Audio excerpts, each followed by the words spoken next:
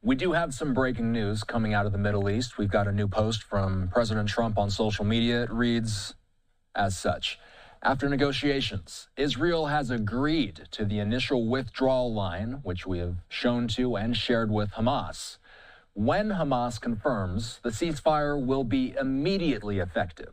The hostages and prisoner exchange will begin, and we will create the conditions for the next phase of withdrawal, which will bring us close to the end of this 3,000-year catastrophe, the president says. Thank you for your attention to this matter, and stay tuned. And then he attaches a photo of the withdrawal line, that yellow line there. That's the first of many phases of this 20-point withdrawal plan that the president has brought to Israel and Hamas.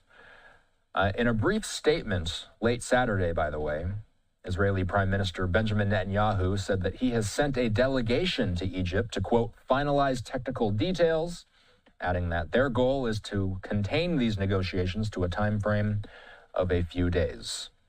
Netanyahu has also signaled that there would not be a full Israeli withdrawal from Gaza. That's something that Hamas has long demanded, according to the AP. Netanyahu says Israel's military will continue to hold territories it controls in Gaza and that Hamas will be disarmed in the plan's second phase, diplomatically, or, quote, through a military path by us. But we wanted to make you aware of this social media post from President Trump. He says that after negotiations, he can confirm that Israel has agreed to the initial withdrawal line, which we have also shown with Hamas, he says. He says that when Hamas confirms, the ceasefire will be immediately effective. Now, we've known for about half a day now that Israel has moved its operations in Gaza to a defensive operation instead of an offensive operation. Our live look at Gaza, where since the news was announced, we have seen fewer blasts. I have seen the occasional flare, if you will. Unclear to us exactly what those flares might have been, but I've been looking at this camera for the past hour, and there's been no movement whatsoever. So Israel has agreed to an initial withdrawal line, waiting on word from Hamas now. By the way, while we're on the subject, live looks from across the world at demonstrations, Gaza war demonstrations.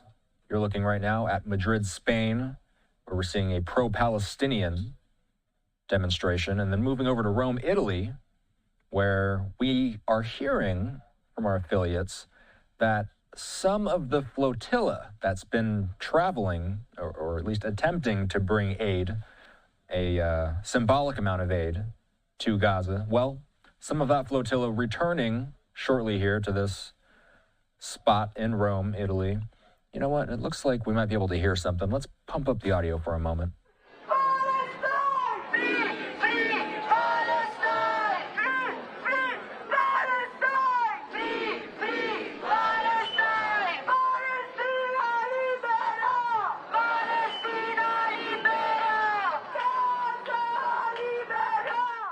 Fiumicino Airport in Rome. We are seeing this developing situation, and if we hear of any other developments in either Rome or Madrid, again, both pro-Palestinian demonstrations, we'll keep you posted with any updates. A live look at Gaza. The time, Israel Standard Time, is 12:43 in the morning. So, early morning hours, Israel Standard Time. Coming back stateside here, a live look at the White House. We do continue to track the movements of the Trump administration on just about every issue imaginable. The last time we heard from President Trump on camera was this statement I'm about to play out. This was posted on his social channels earlier yesterday after Hamas responded to Trump's peace proposal. This is about 60 seconds long. Let's listen to the president.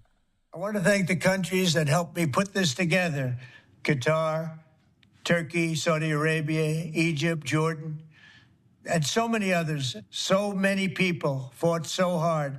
This is a big day. We'll see how it all turns out. We have to get the final word down and concrete. Very importantly, I look forward to having the hostages come home to their parents and having Some of the hostages, unfortunately, you know the condition they're in, come home likewise to their parents because their parents wanted them just as much as though that young man or young woman were alive.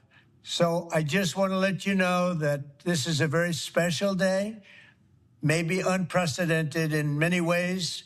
It is unprecedented, but thank you all, and thank you all to those great countries that helped.